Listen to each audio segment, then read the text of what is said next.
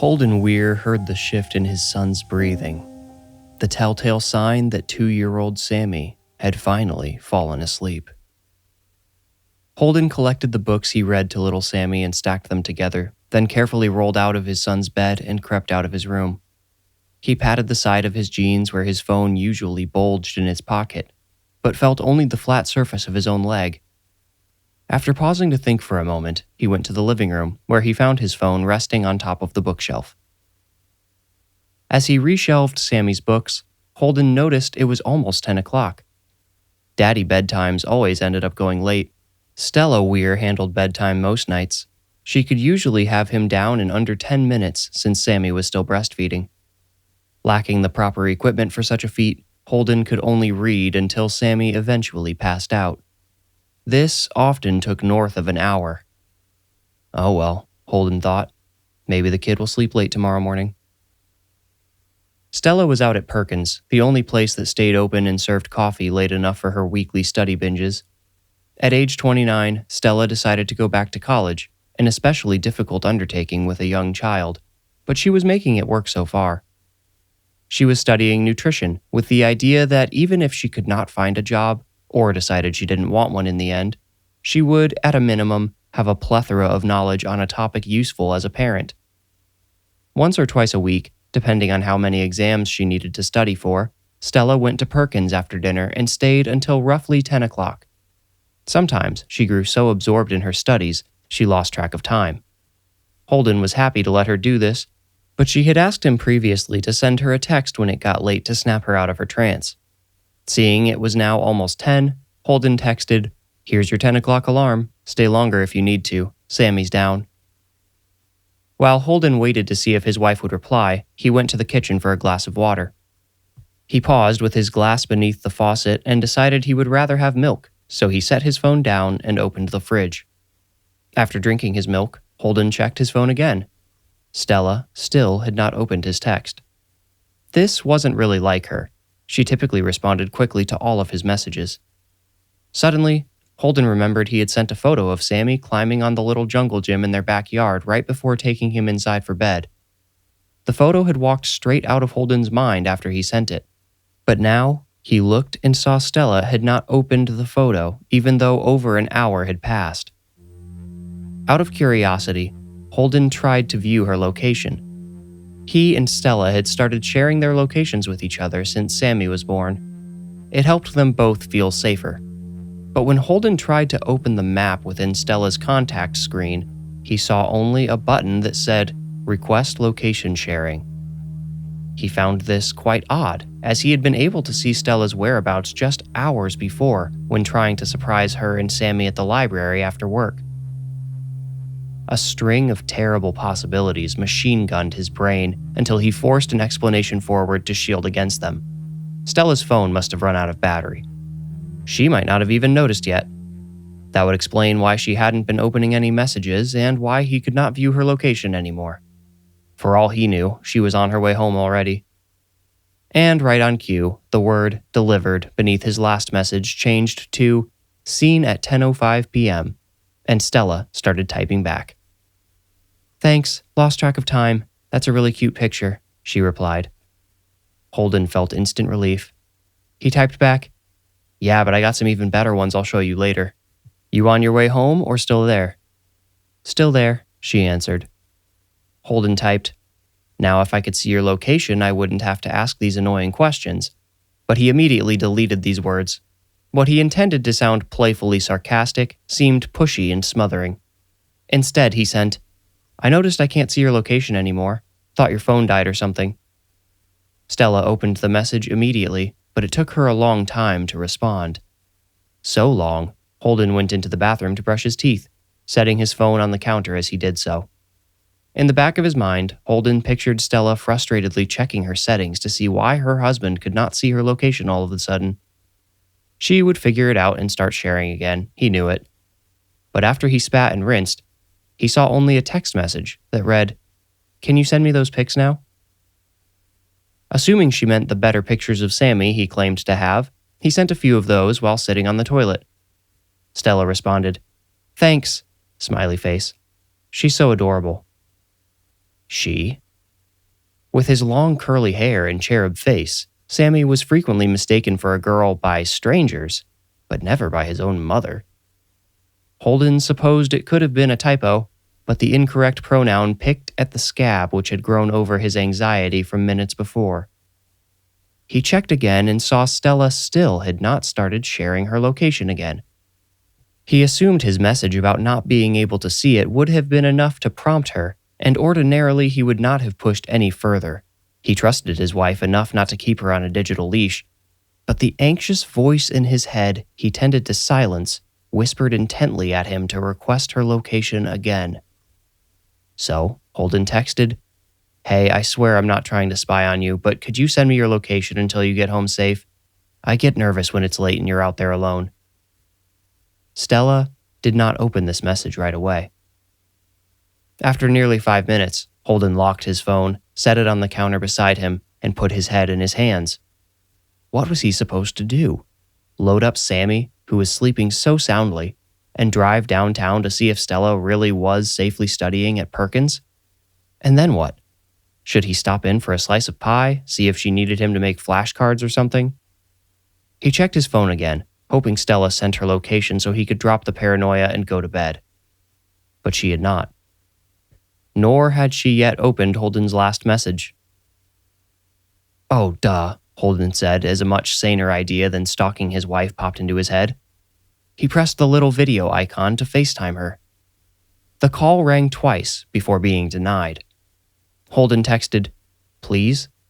to which he received the response, "Not right now, sorry."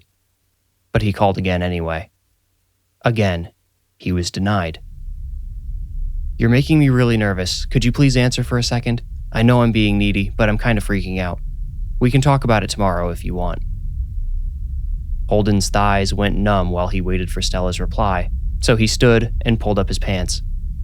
A new idea struck him, one which, if it did not achieve a satisfying result, would drive him to put Sammy in the car and go to Perkins. Sneaking into Sammy's room, Holden snapped a quick photo of his son curled up in bed with his favorite lion blanket and sent it to Stella with the message, "Tell little Samantha good night." Now, if Stella replied scolding him for using the wrong name or for making fun of her typo from earlier, Holden would know it was actually his wife texting him. He would be content to hear the explanation for denying the video calls and location requests later. But the response Holden received 30 seconds later read, "Good night, Samantha, sweet girl." Holden sat on the side of his bed, gripping his phone to keep it from shaking out of his trembling hand. The bones in his thumbs seemed to have fused, and they wouldn't stop shaking enough for him to type more than 2 words without autocorrect completely changing his message. He tapped the microphone to use voice to text. "I'm calling the police. Who are you and where is my wife?" The response came faster than any that preceded it. "No police. Talk to anyone and she dies." The heat left Holden's face and fingers. Where was the off switch? Where was the plug he could yank out of the wall to shut this down? Control-Z, undo, reset. But this was reality. There was no way to go back and stop whatever had happened from happening. Despite the kidnapper's warning, Holden instinctually wanted to call 911. A moment's thought dissuaded him, though. If the kidnapper had Stella's phone, he also had access to their doorbell camera, their Amazon Echo, and the baby monitor. The thought of a violent creep watching Sammy through the night vision camera prompted Holden to get up and go to Sammy's room. He unplugged the camera and set it down on its face for good measure. He supposed he could have also unplugged the Echo and turned off the Ring, but he would never feel comfortable enough that the stranger who had his wife would not know if he called the police. Did he have a police scanner? Or maybe know someone in the department? Or worse, was he in the department? Holden had heard plenty of stories about cops who swore the oath in order to gain cover and access to commit horrific crimes. No, the police were not an option. Not until he knew a lot more about the situation. He opened his phone once more and responded, "Don't hurt her. Tell me what you want." A notification reading, "Stella Weir has shared their location with you," appeared on Holden's screen. He tapped it so quickly his still trembling thumb missed it the first time. The map loaded and showed Stella's marker in the Perkins parking lot, but at the top, the spoked loading wheel was spinning. When it finally disappeared, replaced by the word live, Stella's marker jumped across the map in a diagonal line until it finally stopped in the middle of a country road labeled 153rd Avenue.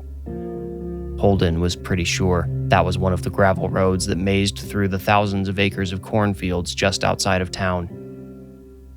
He received a text from Stella's phone which said, "Come here, bring the girl." Holden swallowed. He knew the girl mistakenly referred to Sammy. He sent back, "Leave our child out of this." He intentionally did not refer to Sammy's gender. "I will come alone and unarmed." Under no circumstances did he think he would drive out to some country road in the middle of the night to meet a kidnapper with his 2-year-old son. He planned to drop Sammy off with his parents on his way through town. Within 5 seconds, Holden's phone chimed loudly and Stella's glowing, happy face appeared on the screen. A FaceTime call. Hurrying out of the room before his ringtone woke Sammy, Holden answered. He had to bite his tongue to keep from crying. Live on his screen, he saw Stella, propped up on her hip in the corner of what looked like a large van or maybe the back of a delivery truck. Her hands were behind her back. Holden could see black zip ties biting into her ankles in front of her and assumed her hands were similarly bound. A red rag dangled out of her mouth, secured there with a black band which wrapped all the way around the back of her head. A gloved hand reached forward and removed the band, allowing Stella to spit out the rag. She coughed and gagged a few times before finally choking out, "Don't listen, Holden. Don't listen to them. Just let the police—" "Say what I told you to say," a violently aggressive voice commanded from behind the camera. Stella squeezed her eyes shut, forcing out fat tears. She took a shuddering breath before opening them again. She then spoke in a robotic tone, clearly repeating words fed to her by her captor. "Holden, you need to bring Sammy here. They will not hurt her. If you don't bring—" She paused to breathe deeply and collect herself. She shuddered before finishing. "If they see you without Sammy, they will kill us both on the spot." "Very good," the male voice behind the camera said. Suddenly, the image rotated, and Holden was looking at a latex sheep mask, the kind that covers a person's whole head. The mask itself looked sweet and harmless, but the eyes within were anything but. "She's right," said the sheep man. "Bring your child to the location I sent you or you will all die. The kid too. I know where you live. I know where your parents live. I know where he, yes, he, nice try, goes to daycare. I'll make it slow for all of you too. So do what I told you to do, exactly how I told you to do it, and nobody will get hurt." "If you're not going to hurt us, what are you going to do?" Holden asked angrily. The sheep mask bobbled as the man shrugged. "Nothing. I'm not going to do a thing to you. You have my word." "Your word. Comforting," Holden replied. "Let me talk to my wife again." The man held up the phone and brought it closer to the mask until only one of his eyes filled the screen. He paused like that, then barked, "No," and ended the call. Holden sucked in enough air to scream, to vent his anger and fear in an explosion of sound, but instantly remembered sleeping Sammy and released the breath in a long exhale instead. He put his phone in his pocket and quietly re-entered Sammy's bedroom. He needed to move the boy from his bed to his car seat without waking him, if possible. He didn't want to try to explain why they were leaving in the middle of the night and without Mommy.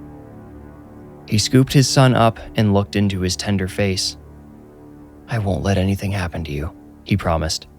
"But you and I need to go save your mom right now. Maybe I'm being stupid."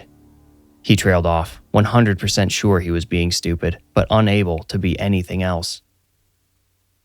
The transfer went smoothly, and Sammy only stirred briefly after Holden shut the car door. He wished there was a way to do that quietly. Opening Stella's location again, Holden tapped the compass to begin navigating toward it and put his phone in the cup holder. He followed its instructions with one exception. He turned right onto 5th Street instead of continuing through the curve on Grand Avenue so he could drive past Perkins.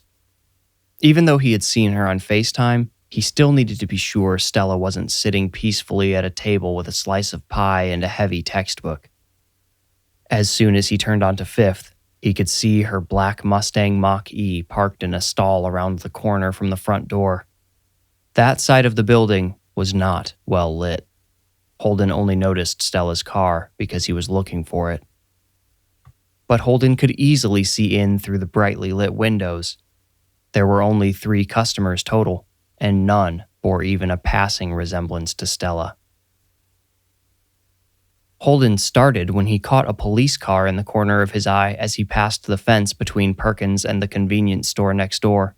He looked in through the convenience store's windows, lit up even brighter than Perkins, and saw a tall, sturdy-looking officer waiting in line. How easy it would be to park and tell that officer what was going on. He could do it without any electronic devices, nothing which could be tracked or recorded.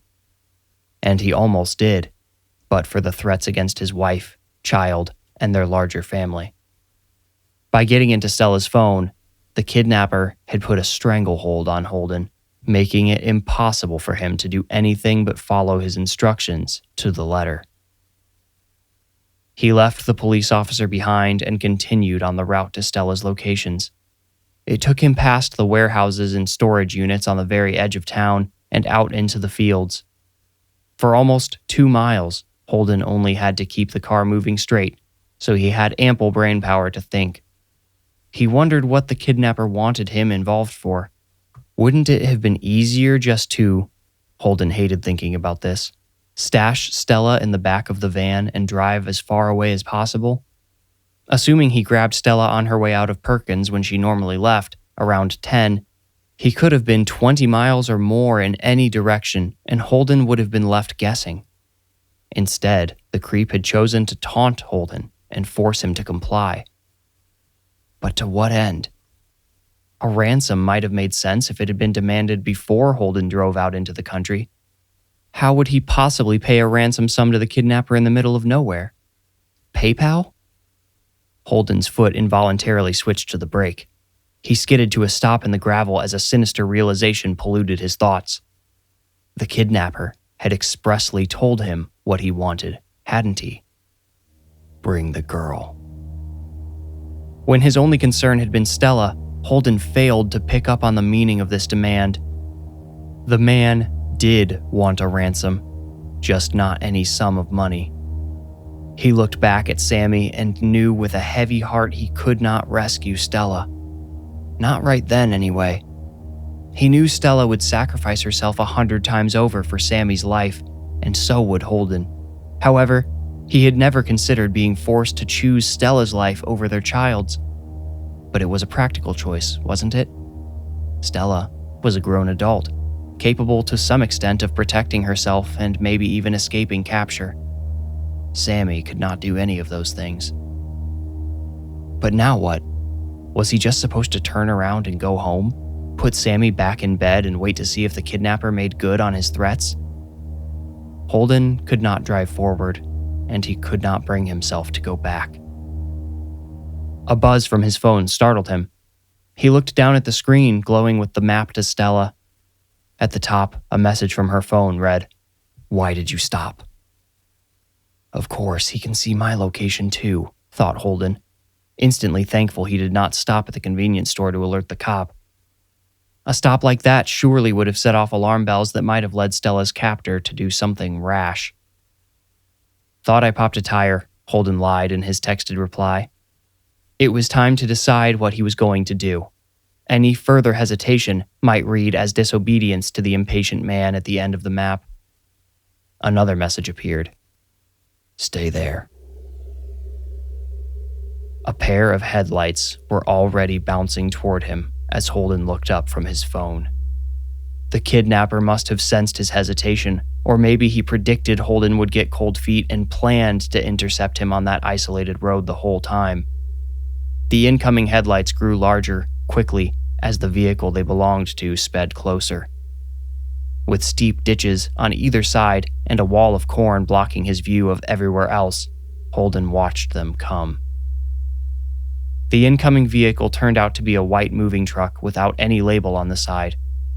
It stopped a car's length from Holden's vehicle, then backed slowly onto a field access so it could turn around and back toward Holden's car at an angle, blocking the road ahead.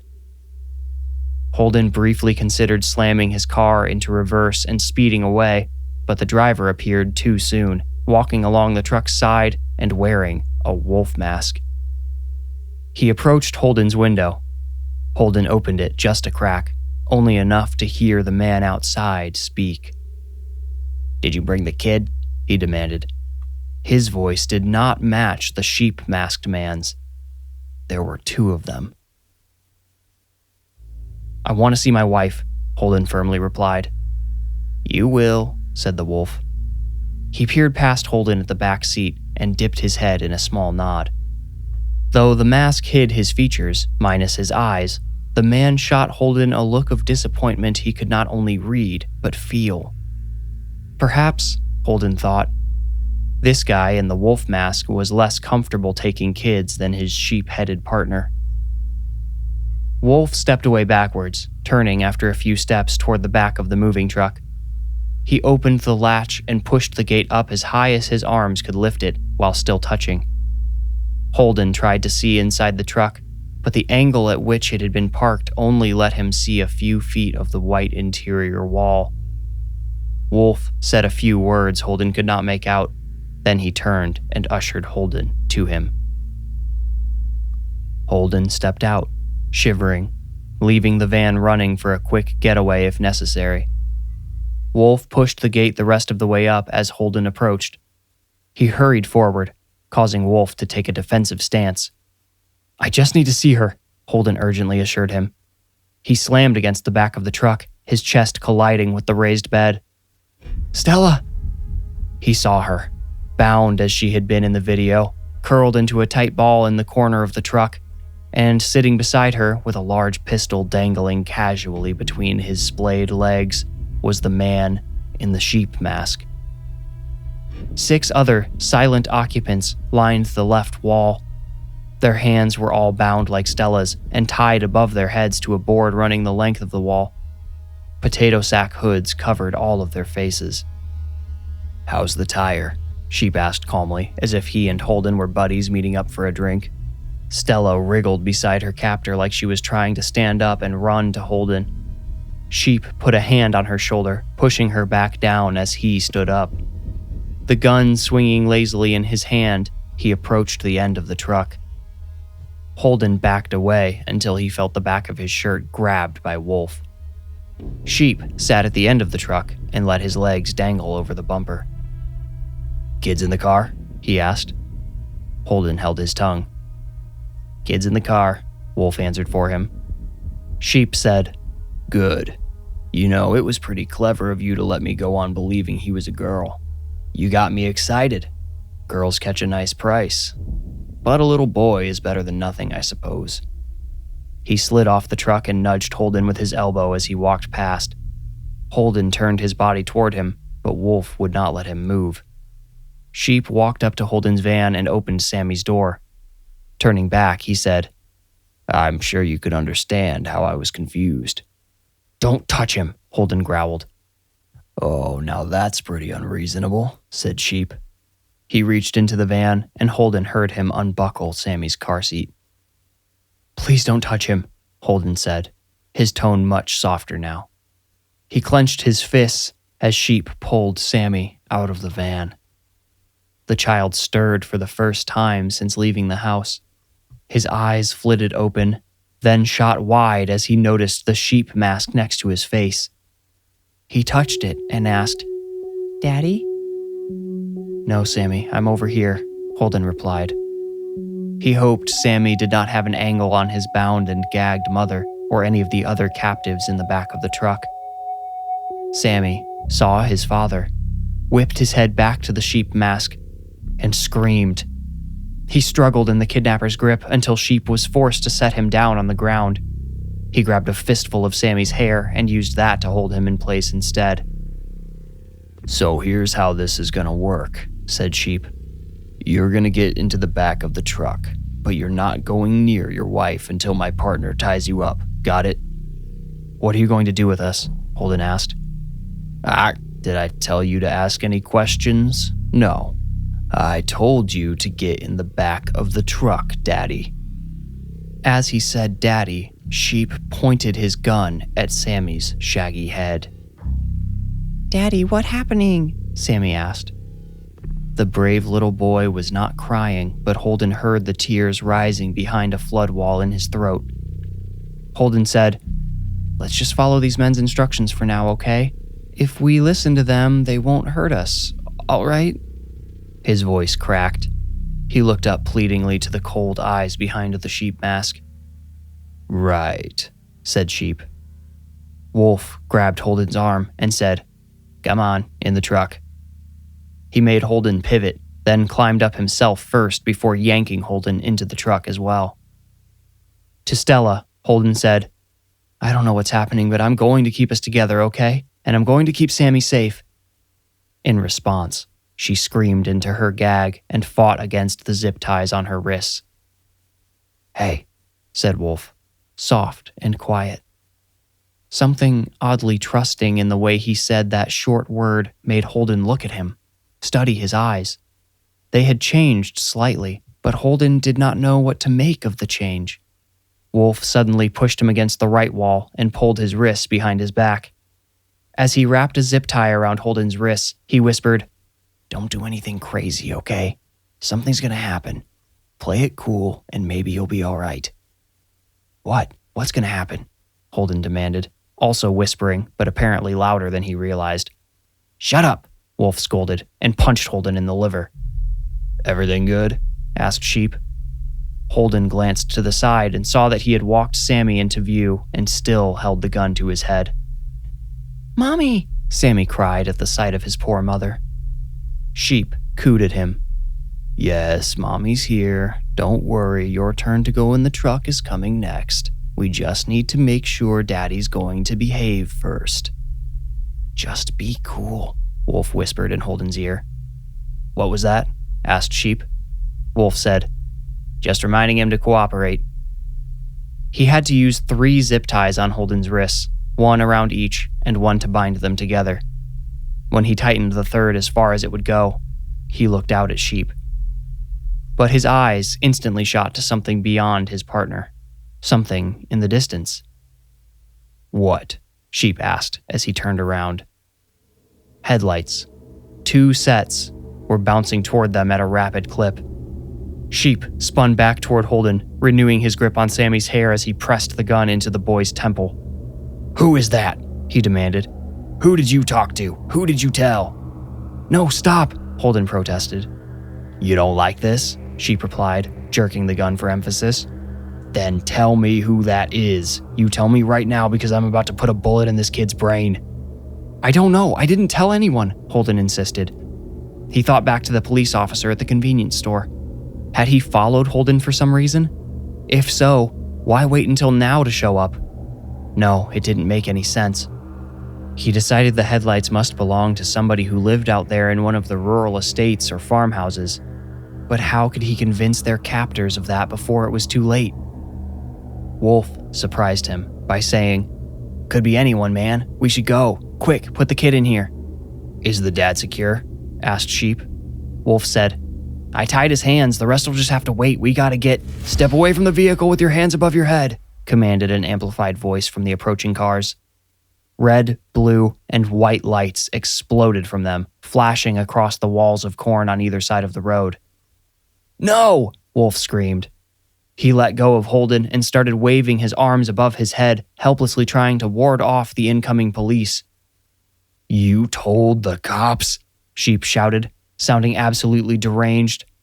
The gun clacked in his hand. "No, I swear," Holden pleaded.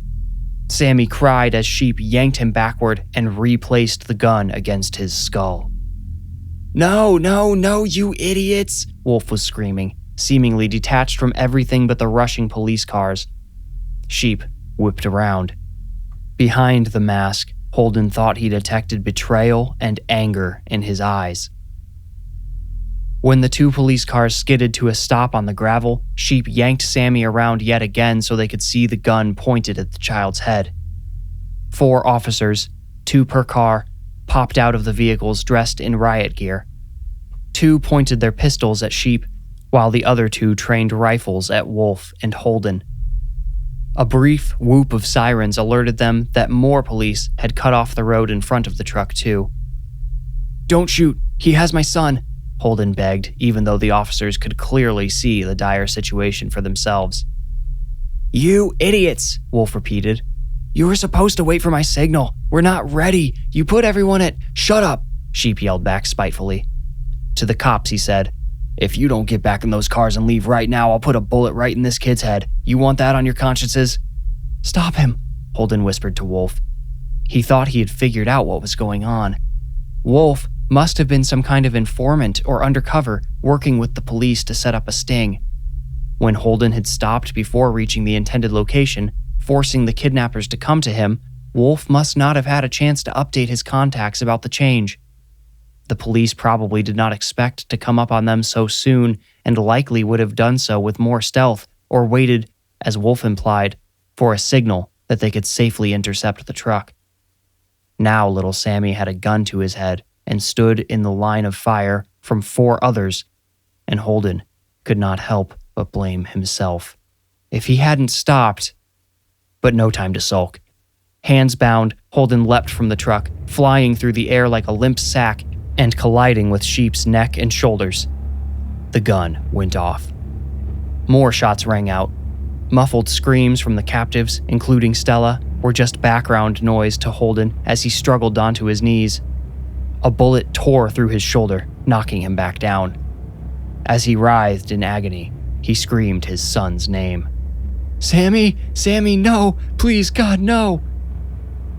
After a few flashing seconds, the only sounds were Holden and the other victims' screams. The police were barking to each other, but Holden, his hearing fuzzy from all the gunfire, could not make out what they were saying. He rolled onto his uninjured side and something slammed into him. It landed on his face, so at first he could not see what it was, but he could smell the wonderfully familiar scent of Sammy's clothes. He wriggled away slightly, just enough to be able to see his son's beautiful long hair before it draped over his face, forcing him to shut his eyes to keep it out. Daddy, Daddy, Sammy was crying. You okay, buddy? Holden asked. You good? Did you get hurt? Daddy, you're bleeding, was all Sammy replied. Yeah, but are you all right? I'm scared, Daddy.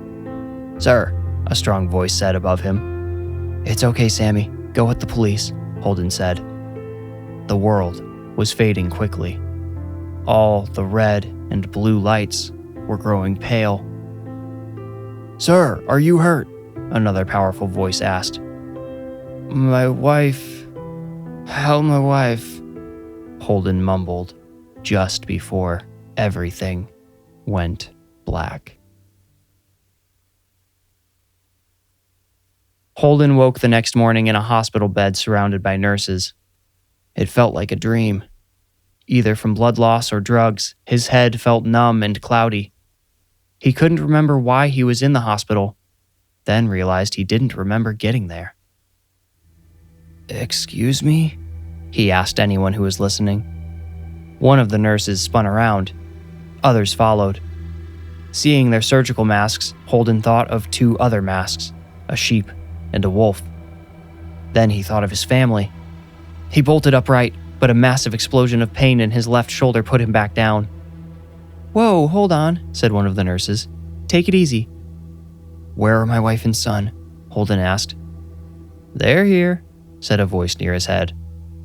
Holden turned toward it and saw a man in business casual clothing with a badge around his neck, clearly a detective. The detective said, They're both being treated for minor injuries, Mr. Weir. You took the brunt of it by far." "Good," Holden replied. The detective grinned. "Good man." Over the coming hours, Holden learned that the other 6 victims were also being treated for minor physical injuries. They would all have mental scars for the rest of their lives. He'd been right about the sting. Wolf, who had been killed along with Sheep in the shootout, was a confidential informant who leaked a human trafficking scheme to the police. Apparently, if they had seen the plot through, their kidnapped victims would have all been driven to a ship waiting in the harbor to sail them off to some other country to be sold in secret. Another team of police had raided the boat at the same time those who rescued the Weirs had rolled up on the truck. Unfortunately, whatever larger organization was responsible for the plot did an excellent job of segmenting their lower operatives, so no one arrested in the raid could provide any useful details about their superiors. But none of that mattered to Holden. His family was safe, they were alive, and a single bullet seemed like a reasonable price to pay for that. "Could I have my phone?" he asked. "Just for a second?" "Of course, have it as long as you like," the detective said as he handed it to him. "You know we'll be bringing your family in here in a second if you'd rather wait to talk to them in person." "Yes, please," Holden said. But he still opened his phone, opened his messages, and tapped on Stella. He opened her contact and looked at the little map showing her location. It appeared right on top of his own. He smiled and locked the phone again. "Okay, bring him in."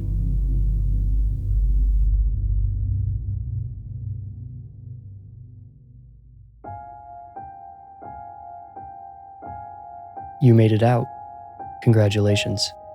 If you enjoyed the story, please rate, like, review, or subscribe. For ad-free episodes and bonus Into the Woods episodes, become a patron with the link in the description. You can also support the show by buying merch. That link is also in the description below. To stay up to date, follow me on Instagram at The Warning Woods. If you feel ready, meet me here next week for another journey into the Warning Woods. Thank you for listening.